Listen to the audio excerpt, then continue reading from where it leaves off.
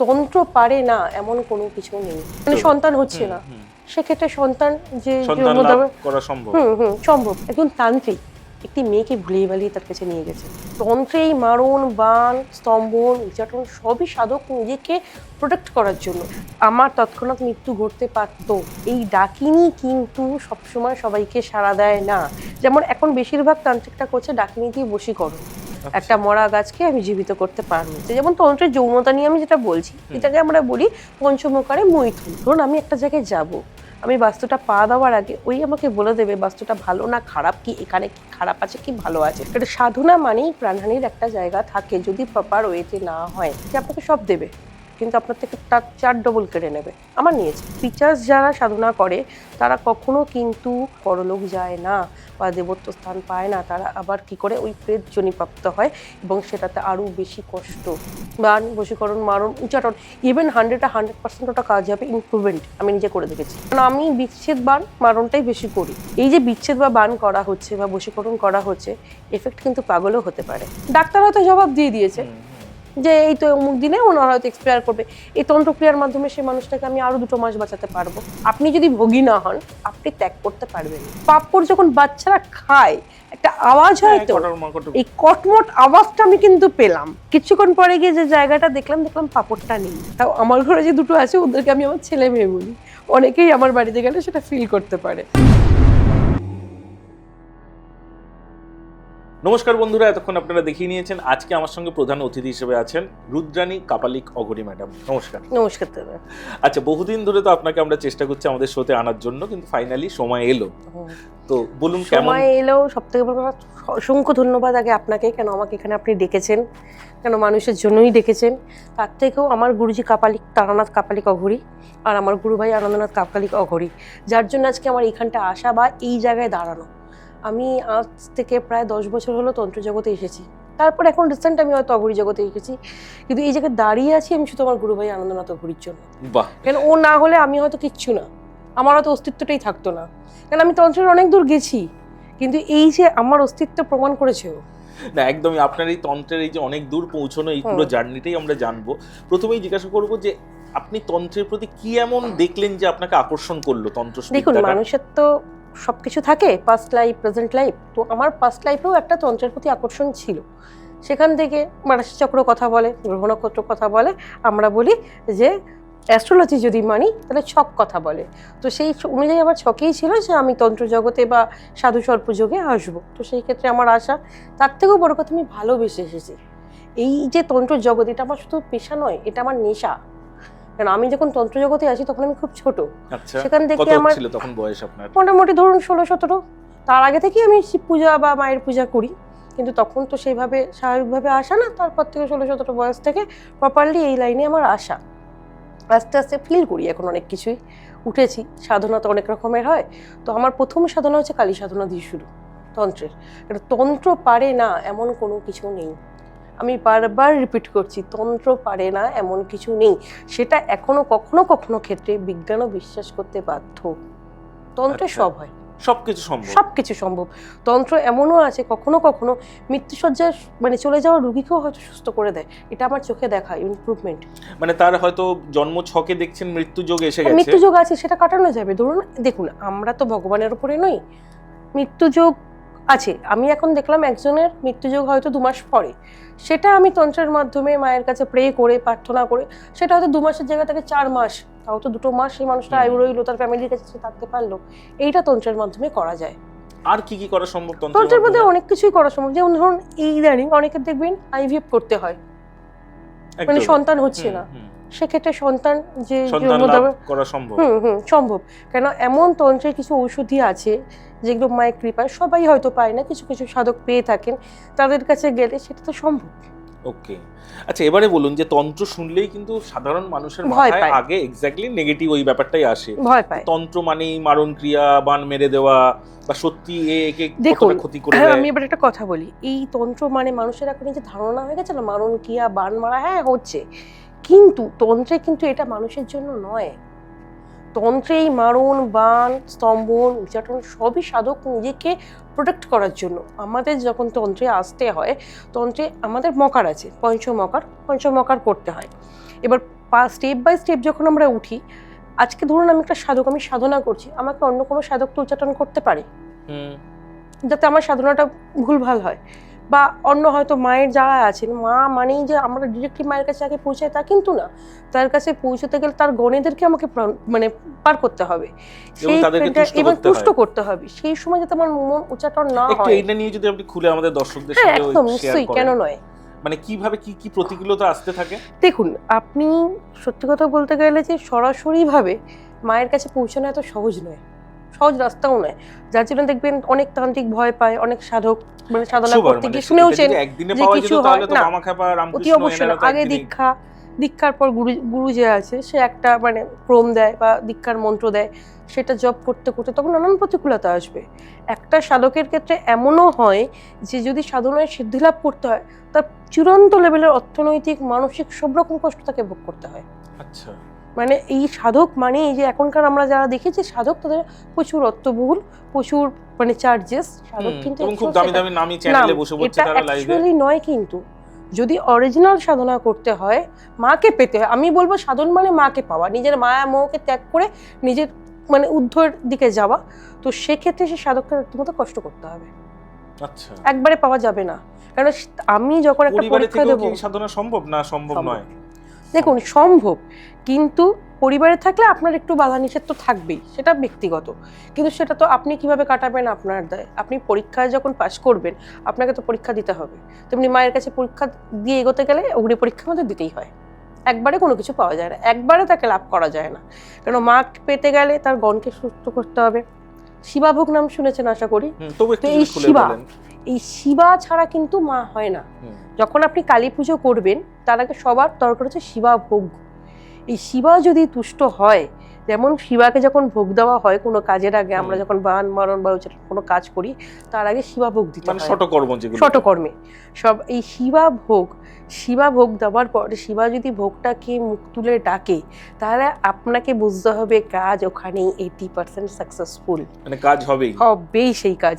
মানে এই কাজে মানে মায়ের কৃপা আপনার আছে, শিবা কৃপা আপনার আছে, গণেরা আপনার প্রতি তুষ্ট, আপনার কোনোভাবেই কাজ আটকাবে না। কিন্তু এই শিবা যদি না খেয়ে মুখ ঘুরিয়ে চলে যায়, তাহলে সেটা কিন্তু খুব খারাপ জিনিস একটা, যে হবে না, সেই কাজ আপনি হবেন না। এবং শুধু হবে না, সাধকেরও সেখানে অনেক কিছু ফেস করতে হতে পারে। এই ফেসটা কতটা মানে প্রাণহানি অবধি ঘটতে পারে? কারণ সাধনা মানেই প্রাণহানির একটা জায়গা থাকে যদি প্রপার ওয়েতে না হয়। কেন দেখুন, কালী সাধনা খুব একটা ছোটখাটো সাধনা নয়। কালী হচ্ছে রাষ্ট্রপতি, আর এই তার গণেরা হচ্ছে পাড়ার দাদা, চেলা চামুন্ডা যারা আর কি। আমরা এখন তৃণমূল নিয়ে চলি, তো তৃণমূলের মমতা ব্যানার্জির কাছে পৌঁছানো যেমন সোজা নয়, তেমনি মায়ের কাছে পৌঁছানোই সোজা নয়। তা আমি 10 মহাবিদ্যার খুব কম করে 4 থেকে 5টা মহাবিদ্যা সিদ্ধ করেছি। আর এই সিদ্ধ করতে আমার এই এতগুলো বছর লেগে গেছে। এই যে বললাম প্রথমে যে আমার ভাই, কেন ও দীক্ষাও দেয়, শিক্ষাও দেয়। ওকে যেমন আমার গুরু ভাই মানি, তেমন আমার ও সব থেকে বড় কথা, আমার গুরুর পরে যদি আমি কোনো গুরুস্থান দিয়ে থাকি, তাহলে আমি ওকে দিই, ও আমার গুরু। খুব ভালো। আচ্ছা, একটা জিনিস খুব জানতে ইচ্ছা হচ্ছে, সেটা হচ্ছে এই যে তন্ত্রের লাইফস্টাইলটা কি রকম হয়? মানে বহুদিন শ্মশানে কাটাতে হয় বা শ্মশানেই এই সাধনাটা করতে হয়? 2 রকমের হয়। আপনি কোন চারে সাধনা করছেন। কেন তন্ত্র অনেকগুলো চার আছে। কারণ তন্ত্র যখন আপনি আসবেন, প্রথমে থাকে বৈষ্ণবাচার, মানে আমাদের আছে বেদাচার, যেটা একদম সন্ন্যাস জীবন। বেদাচারের পর আছে বৈষ্ণবাচার, তারপরে শৈবাচার, তারপরে দক্ষিণাচার, তারপরে বামাচার, তারপরে বীরাচার, তারপরে আপনার কৌলাচার। এই এতগুলো পদ্ধতির মধ্যে দিয়ে যেতে হয়। এবার ধরুন যারা সংসার জীবনে থেকে সাধনা করছে, তাদের সাধনাটা একটু অন্যরকম। কেন তারা সবই করছে, মকারও করছে, মায়ের সাধন ভজনও করছে। কিন্তু আমরা একটা কথা বলি না, সংসার ধর্মের থেকে বড় ধর্ম কিছু নেই। এই সাধনার ক্ষেত্রেও কিন্তু বিষয়টা তাই। সংসারে থেকেও আপনি সাধনা করতে পারবেন। যার জন্য দেখুন না, রামপ্রসাদ, উনি কি সংসারে থেকে সাধনা করেননি? তাতে কি সিদ্ধি করেননি? করেছেন। সেখানেও মাকে ডাকা যায়, সেটা আপনার নিজের উপর ডিপেন্ড করছে। আমি যদি মনে করি আমি মাকে ডাকবো, কারণ আমি আমার কথাই বলছি, আমার ঘর সংসার সব আছে, কিন্তু আমি দিনে 22 ঘন্টা ঠাকুর ঘরে পড়ে থাকি শুধু মাকে নিয়ে সাধনের ক্ষেত্রে। হ্যাঁ, শ্মশানে তো যেতেই হবে, কেন ওটা বিরাট ফ্যাক্ট করে। আপনি দেখুন, মা সর্বত্র বিরাজমান, ঘর শ্মশান। এখন আপনি যদি ঘরে দেখে তুষ্ট হন, তার মতো করে তুষ্ট হবেন। 100-এর মধ্যে হয়তো আপনি 50% ঘরে পাবেন, কিন্তু আপনি যদি শ্মশানে যান, সেখানে 100% তাকে উপলব্ধি করতে হবে। তো আচ্ছা, এই যে আপনারা তো ডেফিনেটলি শিব ঠাকুরকে বা মায়ের পুজো করছেন, তাদের সাধনা করছেন। শিব ছাড়া শক্তি অসম্পূর্ণ, শক্তি ছাড়া শিব অসম্পূর্ণ। কিন্তু যারা পিশাচ সাধনা করছে, পিশাচিনীদেরকে আটকে রাখছে, এটা সত্যি? হ্যাঁ, এটা সত্যি। তো তারা কি আগে অ্যাচিভ করতে পারে? দেখুন, একটা কথা আমি বলি, বিভিন্ন অ্যাচিভমেন্টটার মধ্যে না সমস্ত কিছু থাকে। যেমন ধরুন মায়ের সাধনা, মায়ের সাথে পিশাচটা পুরো আলাদা, কারণ এটা খুব নিম্নমার্গের একটা সাধনা। তবে এটাই সিদ্ধি খুব তাড়াতাড়ি হয়। যেমন সিদ্ধি তাড়াতাড়ি হয়, তেমন তার থেকেও একটা বড় সমস্যা হচ্ছে এই পিশাচের হাতে তাদের মৃত্যু পর্যন্ত হতে পারে। আচ্ছা, যদি পিশাচকে আবার তুষ্ট করে না রাখা যায়। কেন আমি এই পিশাচ সাধনাও করেছি, সেটার এক্সপেরিয়েন্সটা একটু যদি বলেন শেয়ার করেন। সেক্ষেত্রে সেটা ভয়ঙ্কর এক্সপেরিয়েন্স। আমার ক্ষেত্রে আমার এক্সপেরিয়েন্স ভয়ঙ্কর। আপনি পুরো ফিল করেছিলেন? আমি রীতিমতো ফিল করেছি। এমন অবস্থা হয়েছে মানে আমার তৎক্ষণাৎ মৃত্যু ঘটতে পারত। সর্বনাশ। মানে এই পিশাচ যেটা আছে, পিশাচে আপনি যদি সিদ্ধি লাভ করতে চান, মায়ের থেকে কিন্তু তাকে পাওয়া সোজা। তার কারণটা কি? সে আপনাকে সব দেবে, কিন্তু আপনার থেকে তার 4 ডবল কেড়ে নেবে। আমার নিয়েছে, কেড়েও নিয়েছে। সিদ্ধি আপনাকে দেবে, কিন্তু সে আপনার থেকে কেড়েও নেবে। কেন? একটা জিনিস কি হয়, পিশাচ যারা সাধনা করে তারা কখনো কিন্তু প্রাপ্ত হয় না, তারা প্রেত যোনি প্রাপ্ত হয়। মৃত্যুর পর তাদের মানে যে আত্মা আমরা বলি সেটা পরলোক যায় না বা দেবত্ব স্থান পায় না, তারা আবার কি করে ওই প্রেত যোনি প্রাপ্ত হয়, এবং সেটাতে আরো বেশি কষ্ট। হ্যাঁ, প্রেত হয়তো আপনাকে যদি পিশাচ সাধনা, পিশাচ আপনাকে সিদ্ধি দেবে, আপনি একটা কাজ করবেন। এখন যেমন চলছে ডাক বিদ্যা, মানে ডাকিনী বিদ্যা, সবকিছু করতে পারবেন এটা দিয়ে আপনি। বান, বশীকরণ, মারণ, উচ্চারণ, ইভেন 100% ওটা কাজ হবে। ইমপ্রুভমেন্ট আমি নিজে করে দেখেছি। একটু যদি মানে এই ঘটনাটা বলেন। কিন্তু এই যে ডাকিনী, এই ডাকিনী কিন্তু সবসময় সবাইকে সাড়া দেয় না।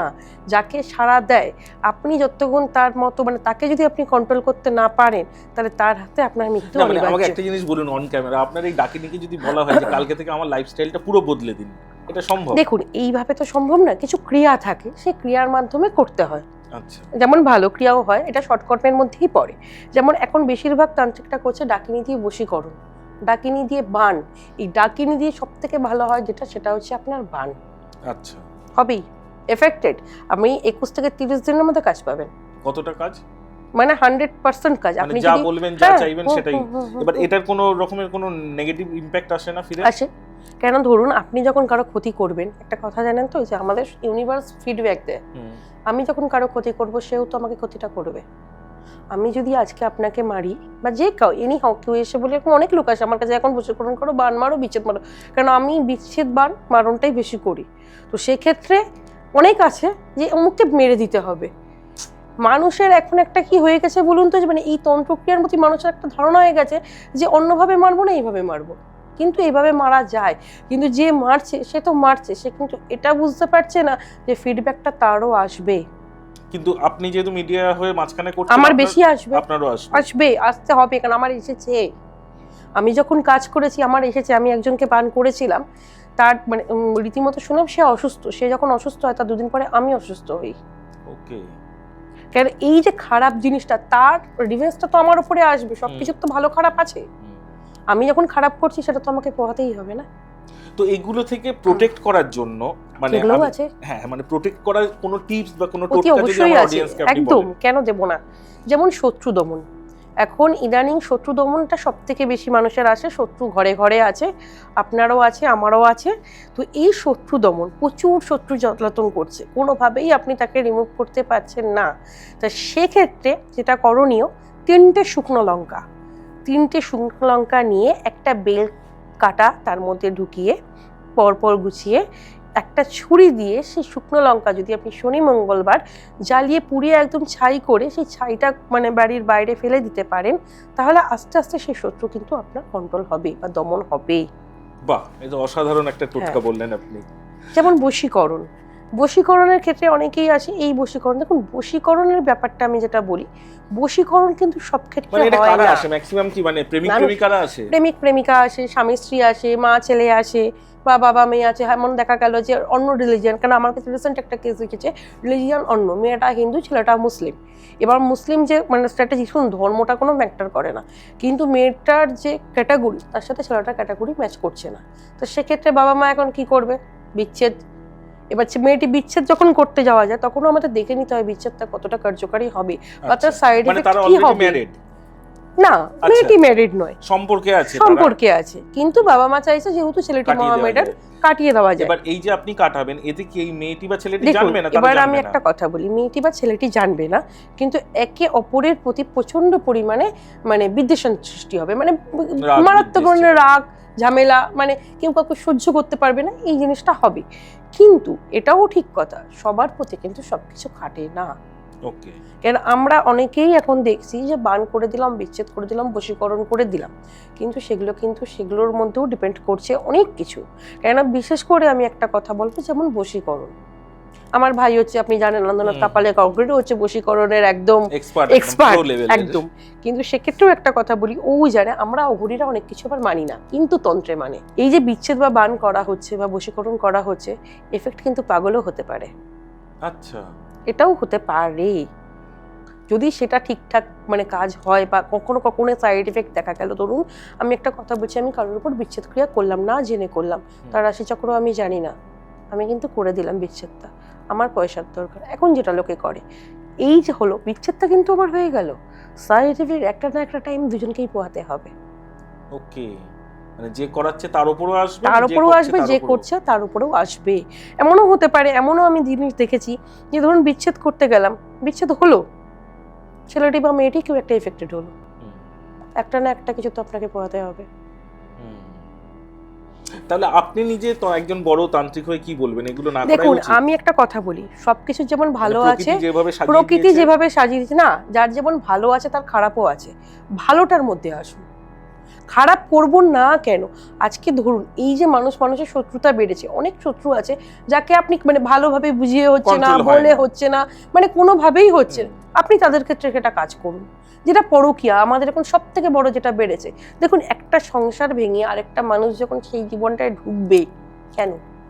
তার তো ঘর সংসার সব আছে, তো সেই ক্ষেত্রে আমার মনে হয় সেখানে আমি বিচ্ছেদ অ্যাপ্লাই করি। বা স্বামী বশ হচ্ছে না, সে মদ খেয়ে পড়ে রয়েছে, স্ত্রী লোকের বাড়ি কাজ করে আসছে, সে সংসার চালাচ্ছে, কিন্তু এটা তো নিয়ম নয়, দুজনেই সমান না দিলে সংসারটা টিকবে কি করে বলুন? তো সেক্ষেত্রে আপনি স্বামীকে বশীকরণ করতেই পারেন, করাটা বাঞ্ছনীয়, কেন সংসার টিকবে না। আমাকে তো এখন যেমন মানুষের একটা জিনিস হয়ে গেছে, বলুন তো, আমি সংসার ছেড়ে ডিভোর্স দেবো, ডিভোর্সটার চলটা প্রচুর বেশি, আর কে ভাই বাঁচানোর তো চেষ্টা করি, তাই তো। আমি যদি জিনিসটা গড়তেই না শিখলাম, আমার ধ্বংস করে লাভ কি হবে? তো আমাকে একটা জিনিস বলুন দিদি, সেটা হচ্ছে এই যে তন্ত্রক্রিয়া, এমনও কি আপনারা দেখেছেন যে অ্যাস্ট্রোলজিক্যালি মতে এটা সাকসেস হচ্ছে না, কিন্তু তন্ত্রের দ্বারা সেটা সাকসেস হয়ে যায়? অঘোর আমি একটা কথা বলবো, তন্ত্র বা অঘোর যে বললাম পারে না এমন কিছু নেই, তন্ত্রের থেকেও যদি আমি জোর দিই তাহলে সেটা আমি জোর দেবো অঘোরে। অঘোর অর্থাৎ শিব, সে ধ্বংসেরও প্রতীক, সে সৃষ্টিরও প্রতীক। এমনও আমাদের কাছে কিছু জিনিস আছে, যেমন মৃত্যুঞ্জয়, মহামৃত্যুঞ্জয় মন্ত্র, মানে যেটা গাছ জীবন্ত হয়ে উঠবে, আমার কাছে সেই বিদ্যাও আছে। একটা মরা গাছকে আমি জীবিত করতে পারবো, সেই বিদ্যার প্রয়োগও আমার কাছে আছে। তো এটা গাছের উপর যেমন ফলবে, মানুষের উপর নিশ্চয়ই ফলবে। যেমন ধরুন এরকম অনেক হয় ক্যান্সার পেশেন্ট, আপনি বলছেন যে মরে যাওয়া মানুষকে আপনি মরে যাওয়া মানে কেউ যে বললাম ভগবানের উপর তো আমাদের হাত থাকে না, আমরা জিনিসটা পেছতে পারি। যেমন ক্ষেত্রে আমি আমার ক্ষেত্রেই বলি, আমার মা ক্যান্সার পেশেন্ট, আমি জানি উনি কোন দিন কোন সময় হয়তো মারা যাবেন, কিন্তু এই বিদ্যাগুলো প্রয়োগ করে কি মানুষের আরো একটা সপ্তাহ লংজিভিটিটা আমি বাড়িয়ে দিলাম। ওই একটা সপ্তাহ বাড়ির লোক কিন্তু শান্তি, যে না আরো একটা সপ্তাহ মানুষটা আছে। ডাক্তার হয়তো জবাব দিয়ে দিয়েছে যে এই তো অমুক দিনে ওনার হয়তো এক্সপায়ার করবে, এই তন্ত্রক্রিয়ার মাধ্যমে সেই মানুষটাকে আমি আরো 2 মাস বাঁচাতে পারবো। কারণ ভগবানের উপর তো আমাদের হাত নেই, সে যেভাবে পাঠিয়েছে আমরা কি করব, তার কাছে প্রে করব, তাকে বলবো যে মা তুমি অমুক জনের আরো কিছুদিন তাকে রক্ষা করো বা বাঁচাও। আচ্ছা ফাইন, এবারে আপনার কাছ থেকে একটা জিনিস জানতে চাইবো, যেটা এর আগে কোনো তান্ত্রিক বা কোনো অঘরী ক্যামেরার সামনে আলোচনা করেনি, যে তন্ত্র অথবা অঘরী বিদ্যার ব্যাক সাইড অর্থাৎ ব্ল্যাক সাইড কোনটা? দেখুন ব্ল্যাক সাইড যেটা মানুষ বলে, এই যে তন্ত্র বা অঘোরে যৌনতা নিয়ে এখন প্রচুর প্রশ্ন উঠছে, এটা কিন্তু ঠিক নয়।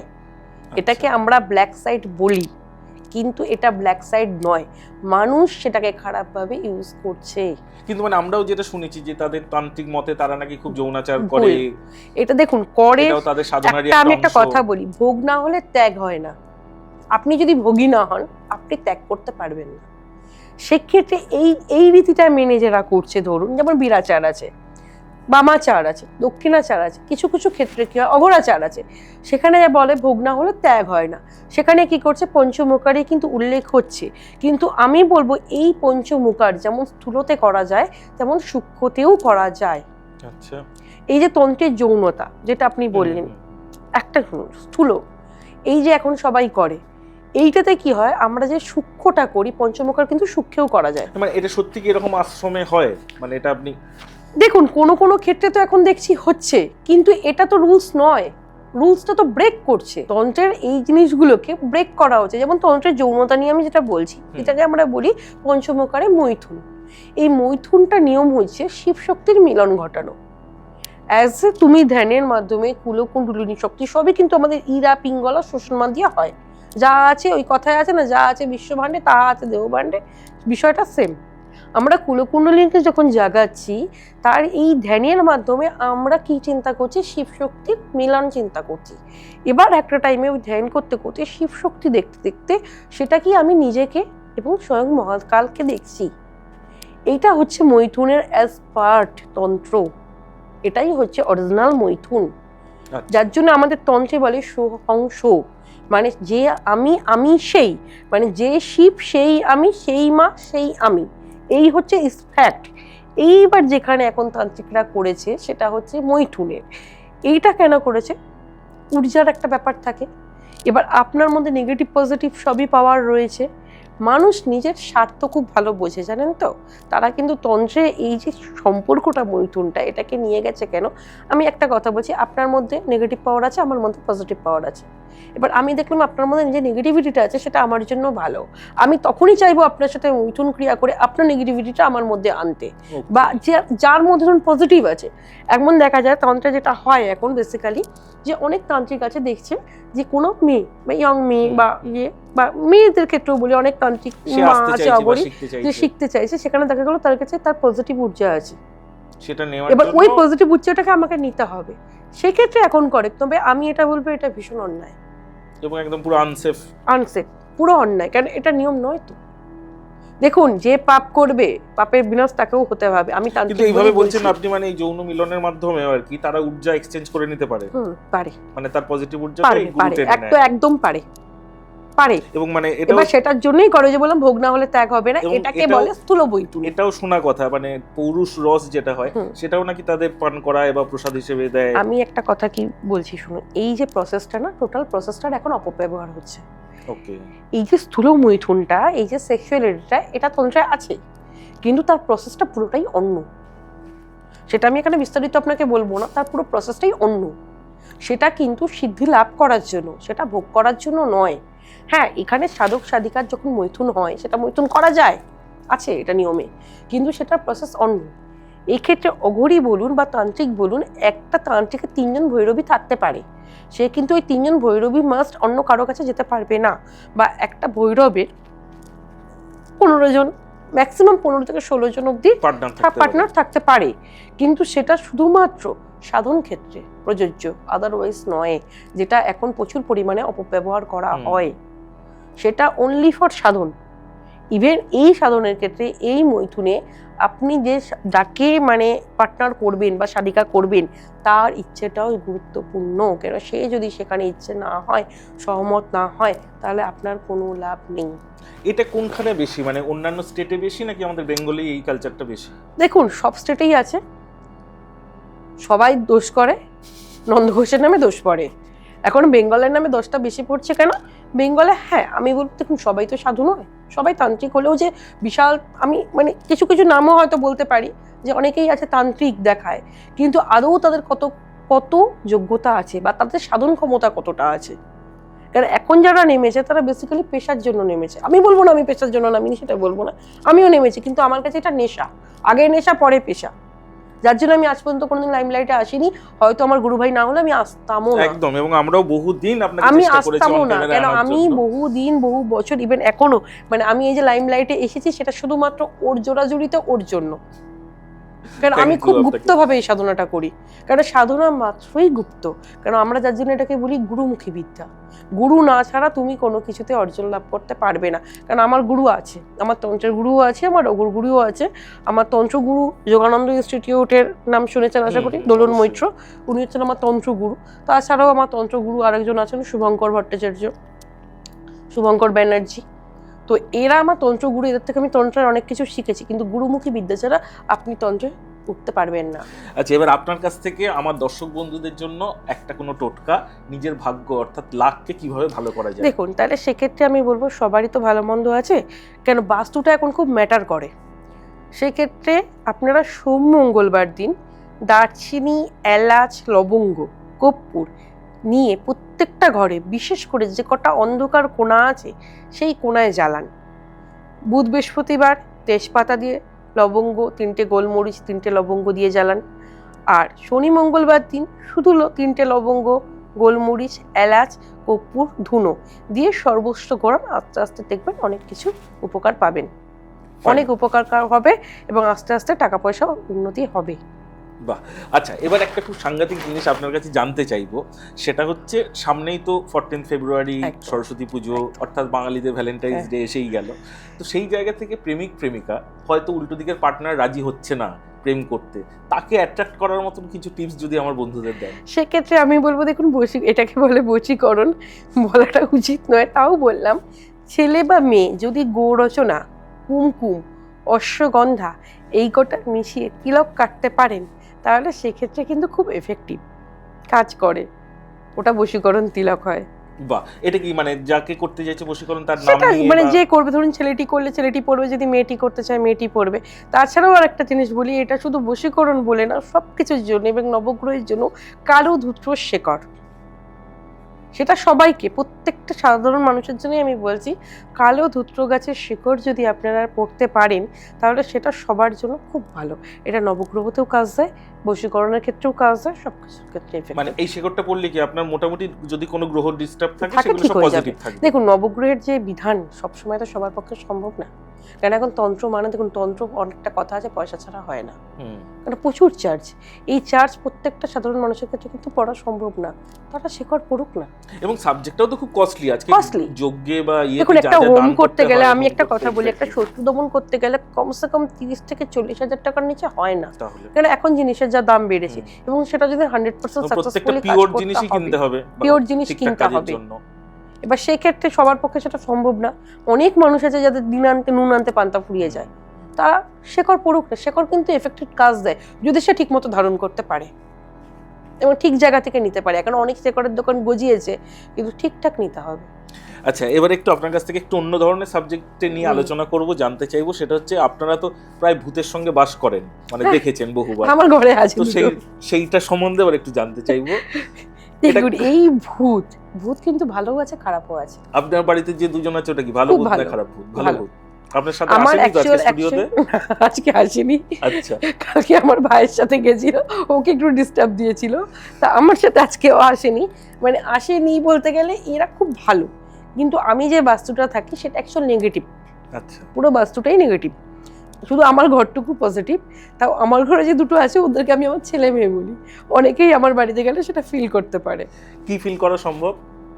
মানে দেখুন, সেটা তো সাধারণ মানুষ পারবে না। মানে ধরুন আপনি ওকে বললেন এই গ্লাসটা উল্টে দে, মানে চোখের সামনে দেখবে গ্লাসটা পড়ে যাবে, সেটাও করবে। বা বিশেষ করে রিসেন্ট ঘটনা হয়েছে পাপড়, তা আমি মানে যেটা হয় বাচ্চা, আমার কাছে যেটা আছে খুব বাচ্চা একজন আছে, তো ওকে আমি পাপড় দিলাম, তা দিয়ে বললাম খাচ্ছি, একটা বাচ্চা থাকলে ঘরে দিতে। তা কিছুক্ষণ পরে দেখলাম পাপড় যখন বাচ্চারা খায় একটা আওয়াজ হয়, তো এই কটমট আওয়াজটা আমি কিন্তু পেলাম। কিছুক্ষণ পরে গিয়ে যে জায়গাটা দেখলাম পাপড়টা নেই, পাপড়টা পুরো ভ্যানিশ।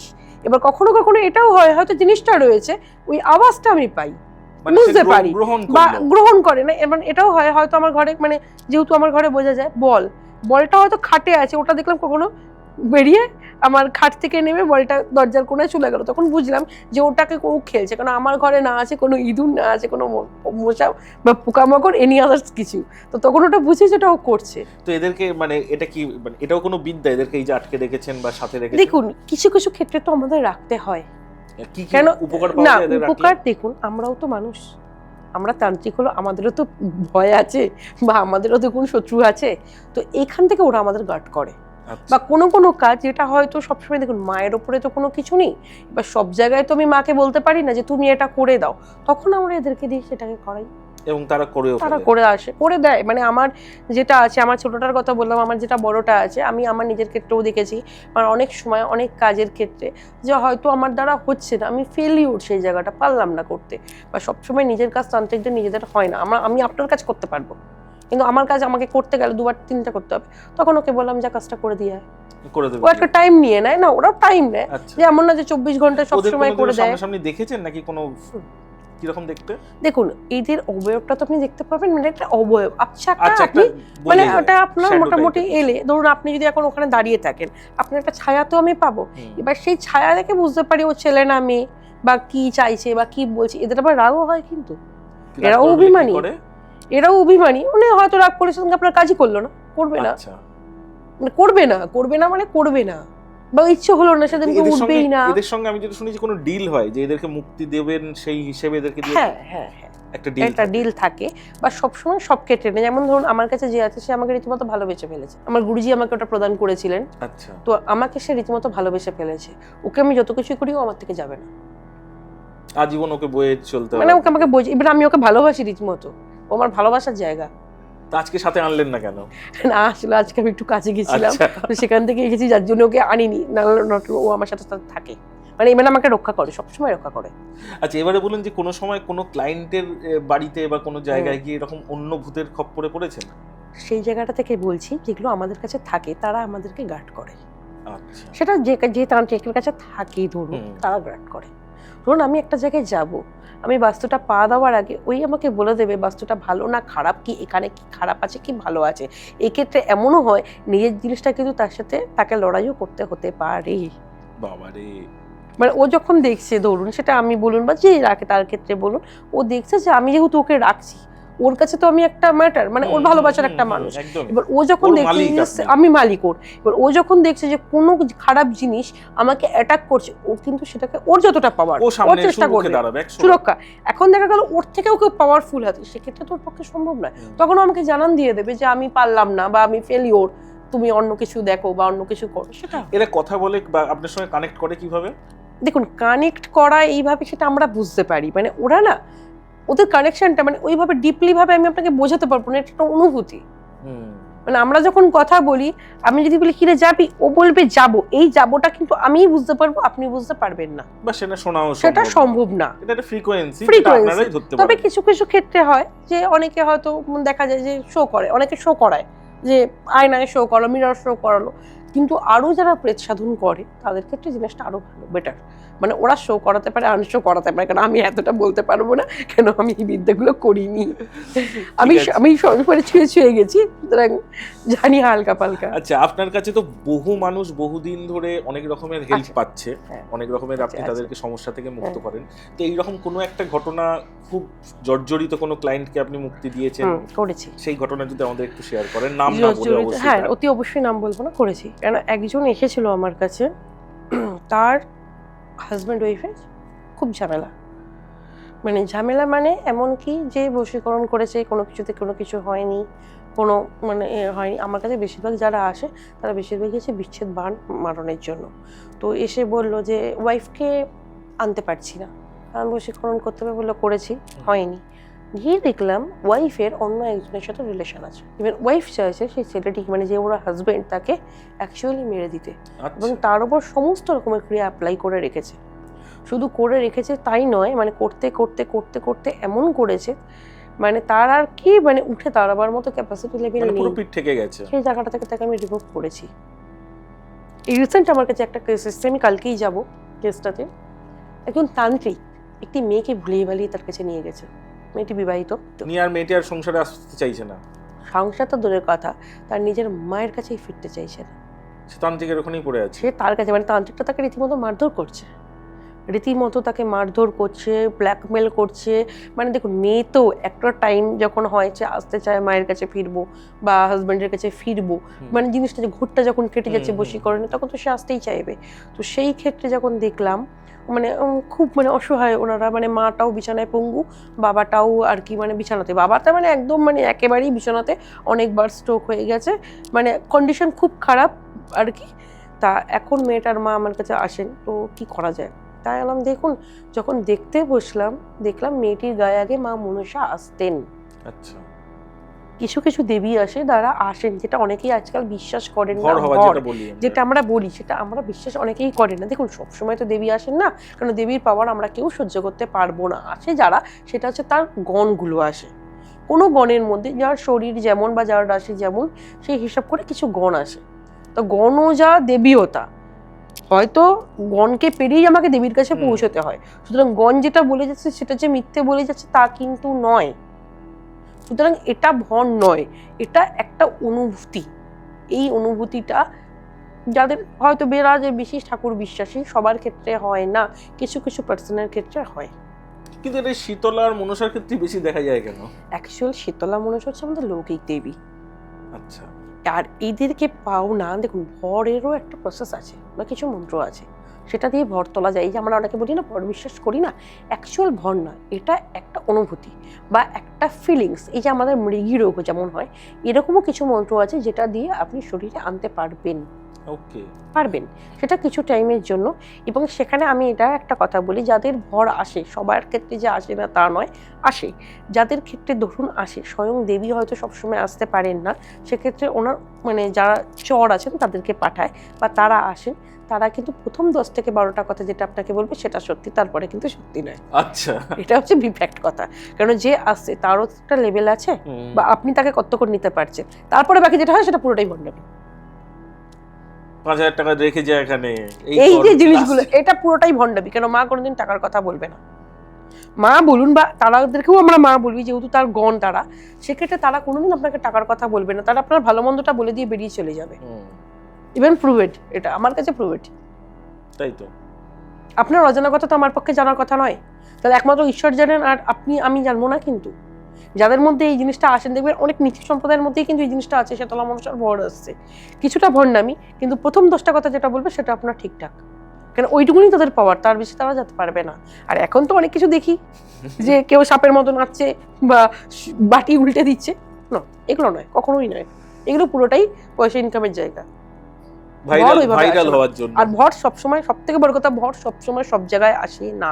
ভর একমাত্র যাদের আসে, তাদের আসে বলতে গেলে তারা যদি কোনো দেবত্ব স্থানে ঘুরতে যায়, তাও শনি মঙ্গলবার কিছু টাইম থাকে, সেই টাইমে তাদের কি হয়, হয়তো মাথাটা ভারী হলো বা কপালটা ভারী হলো বা কোনো একটা সিমটম তারা বুঝতে পারে, সেটাকে তারা কন্ট্রোলও করতে পারে, ওইটুকুই। ভর যে সবাই, এই যে ভর এলে যে সবাই কথা বলবে তা নয়, সব দেবদেবী কথা বলে না, কোনো গণেরাও সবসময় কথা বলে না। যাই হোক, অনেক কিছু আপনার কাছ থেকে জানতে পারলাম, কিন্তু আমাদের হাতে সময় একদম শেষের দিকে চলে এসেছি, যার ফলে এবার বিদায় নেওয়ার পালা। কিন্তু যাওয়ার আগে আপনার কাছ থেকে কোনো আমাদের মানুষের উপকারের জন্য কোনো একটা টিপস, যে কিভাবে ডেইলি লাইফস্টাইলে ভালো থাকা যায়। দেখুন ডেইলি লাইফস্টাইল আমি বলবো এটা রবির বছর, প্রত্যেকটা মানুষকেই বলছি সকালবেলা ঘুম থেকে উঠুন, উঠে একটু পারলে তামার ঘটিতে, যাদের বাড়িতে আছে, ঠাকুর ঘরে প্রত্যেকেরই থাকে, একটা ছোট্ট তামার ঘটিতে জল নিন, 11 বার ওম নমো ভগবতে বাসুদেবায় বলে এই জলটি বিশেষ করে তুলসী গাছে ঢালুন। প্রত্যেকের আস্তে আস্তে যা সমস্যা আছে সমস্ত কেটে যাবে। তার থেকেও আর একটা কথা, বৃহস্পতিবার দিন যদি একটি কয়েন 1 টাকার, সেটিকে সিঁদুর মাখিয়ে তুলসী গাছের মাটিতে গেড়ে রাখতে পারেন, ঘরে অর্থের অভাব হবে না। আচ্ছা, এবারে বলুন যে যারা ফ্ল্যাট বাড়িতে থাকে, হয়তো তুলসী মঞ্চ সেই অর্থে নেই, তুলসী মঞ্চ নেই, এখন আমি নিজেও ফ্ল্যাটে থাকি, আমার বাড়িতে সমস্যা, কেন সেক্ষেত্রে আমি টবে রাখি বা মঞ্চে রাখি, ওটাকেই সে মঞ্চ ভাবুক, কিন্তু ওই জায়গাটা খুব পরিষ্কার রাখা উচিত। বিশেষ করে কোনো ব্যালকনি যদি থাকে, তুলসী গাছ যেখানে রাখবেন তার আশেপাশে কোনো রকম কাটা জাতীয় গাছ রাখা যাবে না, কারণ কাটা গাছের সাথে মা তুলসী থাকতে চান না। ইভেন বিশেষ করে তুলসী গাছকে যদি একটা উন্নি, লাল উন্নি জড়িয়ে রাখা যায়, তুলসী তো আমাদের দেবী, তো তাকে জড়িয়ে রাখলে আমার মনে হয় এখানে কৃষ্ণের কৃপা বা নারায়ণের কৃপা পাবেন, কারণ তুলসীকে যেহেতু আমরা লক্ষ্মী বলি, অনেক এফেক্টেড, আমি নিজে প্রমাণিত সেক্ষেত্রে, প্রচুর কাজ করে। আর সব থেকে বাড়ির খারাপ সময় আসে বোঝার জায়গা হচ্ছে তুলসী গাছ যখন শুকিয়ে যাবে, এটা সবার জন্যই। তুলসী গাছ যখন শোকাতে শুরু করবেন তখন জানবেন আপনার বাড়ির খারাপ সময় মানে অনিবার্য বা কেউ আপনার উপর ক্রিয়া করেছে। যদি বাড়িতে কোনো আরেকটা, এটা সাধারণের জন্য, বাড়িতে আমরা নেগেটিভ পজিটিভ বুঝবো কি করে? বাড়ির যখন দেখবেন যে গাছ রাখে বা গাছ করে, যে চর্চা করে, তাদের যখন দেখবেন গাছ শোকাতে শুরু করেছে ঘরের ভেতর, তখন জানবেন, বিশেষ করে ইনডোর প্ল্যান্ট, তাহলে জানবেন আপনার ঘরে নেগেটিভ ক্রিয়া কাজ করছে। ওকে, আর ঘরকে কিভাবে সেফ রাখা যায় নেগেটিভ ক্রিয়া থেকে? সেক্ষেত্রে আমি বলবো প্রত্যেকটা দিন কর্পূর, এলাচ, লবঙ্গ জ্বালান, যেটা বললেন একদম। এইটা যদি, এটার থেকে মোক্ষম উপায় কিছু নেই। গঙ্গা জল ছেটার, যে কোনো তন্ত্রের ক্ষেত্রে গঙ্গা জল তন্ত্রে আমরা বলি অশুদ্ধ। কেন বলি? তার কারণ হচ্ছে এই গঙ্গা জল তন্ত্রের উপর কাজ করে না। সেক্ষেত্রে ঘুম থেকে উঠে সকাল সন্ধ্যাবেলা যদি গঙ্গা জল বাড়ির চৌকোটে ছেটাতে পারেন, সেক্ষেত্রে আপনার বাড়ির নেগেটিভিটি কিন্তু কেটে যাবে, বা কেউ খারাপ কিছু করলেও হয়তো 50% আপনার ঘরে এলো, 50% আপনাকে ওখান থেকে বাঁচিয়ে দেবে। মাছ, বিশেষ করে যারা মাছ পোষেন, মাছ যখন দেখবেন একটা একটা করে মরে যাচ্ছে, বা পাখি যদি অসুস্থ হয়, তাহলে বুঝবেন বাড়িতে নেগেটিভ এনার্জি প্রবেশ করেছে। বিশেষ করে ঘরের অন্ধকার কোণাগুলো, সেক্ষেত্রে আপনারা বুধবার, শনিবার নিজের হাতে, বিশেষ করে মহিলাদের দিয়ে নয়, যারা বাড়ির পুরুষ মানুষ আছেন, নিজেদের টয়লেট পরিষ্কার করুন, রাহু ভালো হবে, নেগেটিভ এনার্জি কাটবে। বাহ, অনেক কিছু আপনি দিলেন আমাদেরকে। আমি জানি না আপনারা কতটা নিতে পারলেন, কিন্তু আমি তো এগুলো ডেফিনেটলি মেনটেন করার চেষ্টা করব। ভালো থাকবেন আপনি, আর আপনি ভালো থাকবেন। নতুন বছরে আপনাকেও শুভেচ্ছা। Thank you. আর আপনাদের বলছি, যারা যারা এখনো পর্যন্ত চ্যানেলটি সাবস্ক্রাইব করেননি, অবশ্যই সাবস্ক্রাইব করুন, কারণ আপনাদের মতামত, আপনাদের কমেন্ট সেকশনে লেখা বিভিন্ন রকমের যে টিপসগুলো আপনারা দেন, সেগুলো আমরা সবসময় মেনে চলার চেষ্টা করি। আপনারাও ভালো থাকবেন, প্রোগ্রাম দেখতে থাকুন, ভালো থাকবেন ম্যাডাম। নমস্কার।